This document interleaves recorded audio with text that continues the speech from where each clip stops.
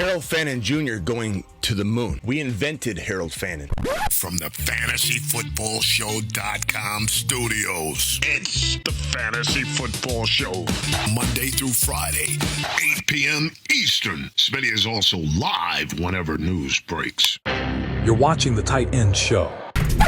But everybody's talking about all these other tight end prospects. We told you in the offseason, this guy led the nation over all the wide receivers. We're talking about Jeremiah Smith, Ted McMillan, Travis Hunter. Harold Fannin was number one in the nation in receptions and in yards. He almost had the triple crown, tied for top 12 in touchdowns. This guy was the best receiver in the nation as a tight end, and people still didn't see him coming. Well, we told you, those that follow this channel knew. Harold Fannin Jr., with the departure of Njoku, who said bye-bye to Cleveland, is going to trigger a response that shouldn't even be a response. We already know that Harold Fannin's the future, but fickle Freddy's out there, they need something. Oh, we need to hear Njoku's gone. Well, he's gone. That means every late to the party content creator is going to now be Harold Fannin, and his value will climb. As of today, he's still top of round 6, mid-round 6, which is a steal. Colston Loveland, I love him, but he's going late third round. Harold Fannin, top of 6, is a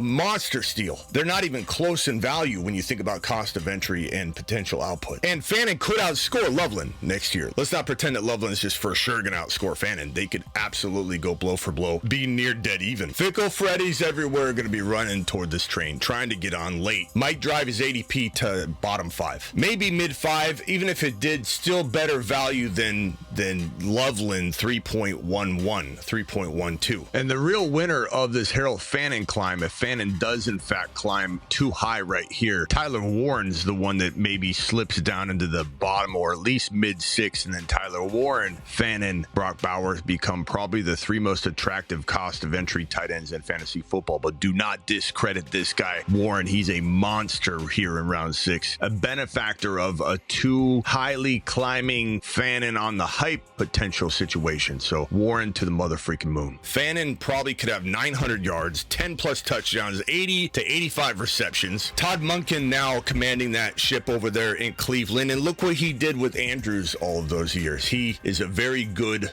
coach for tight end production. Todd Monken will make Harold Fannin a feature focal point of that Cleveland Browns offense. And you can say, oh, but it's the Cleveland Browns. I don't really like that Shador's the one that probably will be throwing him the football, Smitty. He was number 5, Harold Fannin. Last year, wasn't even a full-time starter for even half the season. Really didn't get starter work until about halfway through the season, and he was number 5 in the National Football League. Not prorated, he played like the 5 in the last 7 games. He was number 5. Imagine where he'll be when he starts the whole year, gets fed the whole year, and Njoku again said, bye-bye, I'm out of here. So Harold Fannin's the number 1 wide receiver, not number 1 pass catcher. He's practically a wide receiver. I just explained it. The man outproduced receptions and yardage every receiver in college football, including Jeremiah Smith. I don't know how many times I got to repeat that. Harold Fannin's going to the moon. And at maybe 5th round, we hope it's still 6th round, but maybe mid 5th round value, there's nothing to argue against it. He is a better pick than 3rd round tight end Colston Loveland. Now, I love Brock Bowers in round 2. Harold Fannin, Brock Bowers, love both of them. But Harold Fannin, remember who invented him.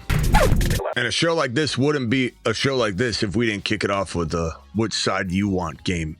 So let's kick this off right here. 1st round caliber player Genty, 1st round caliber player McBride, and the aftermath you'd have in the round, you'd probably take Fannin.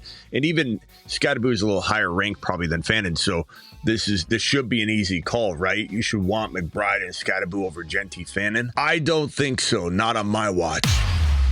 This is a side that I want.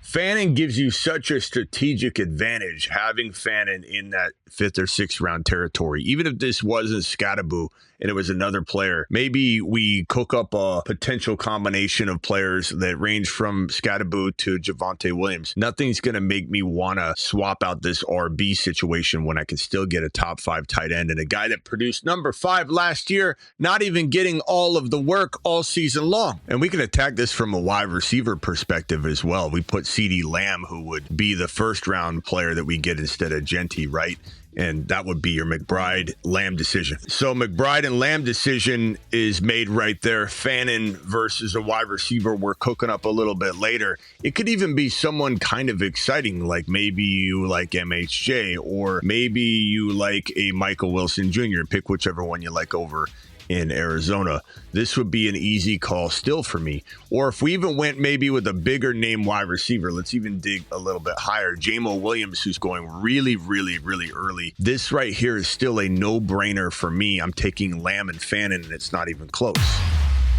Boom.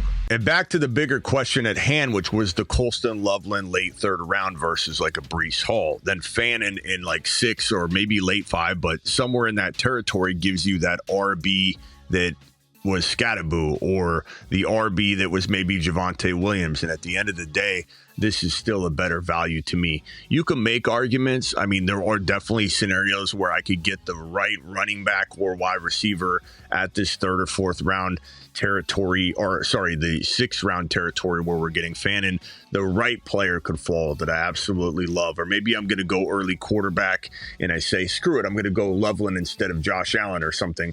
And then I get Joe Burrow instead. You can make arguments. There are exceptions. There are ways to dominate really any draft strategy. But at the end of the day, you're going to find the Fannin value opens the door to more opportunities like Breece Hall. Or another running back instead of Breece Hall could be Bucky Irving, who could be a total league winner in fantasy football 2025. And so give me this, let's take away Breece Hall. Give me this side over here all day long, and Bucky could win leagues. This is fantastic value. Love Scattaboo. I do. Coming back from an injury, not sure what to make of his offense and the play calling that will go on there in 2026 under the command of freaking Matt Nagy.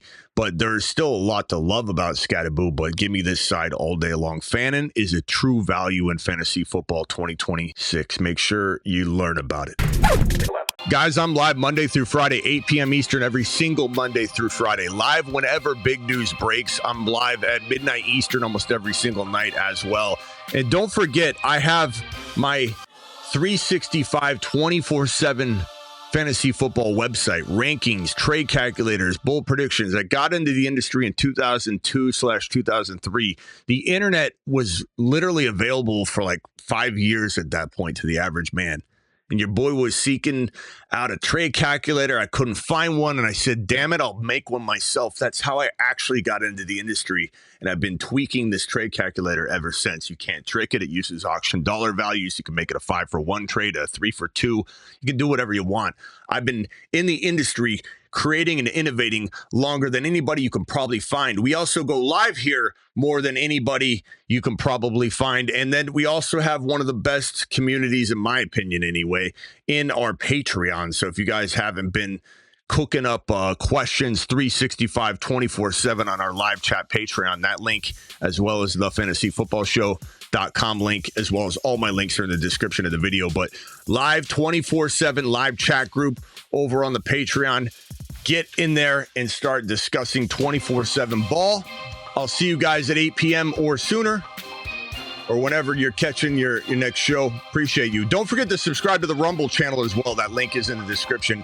Road to 10K on Rumble, a new Rumble show, exclusive Rumble show that will only be on Rumble, will air and be a consistent staple of this brand once we get to 10K on Rumble. So please hit that subscribe, follow button over on Rumble. Deuce.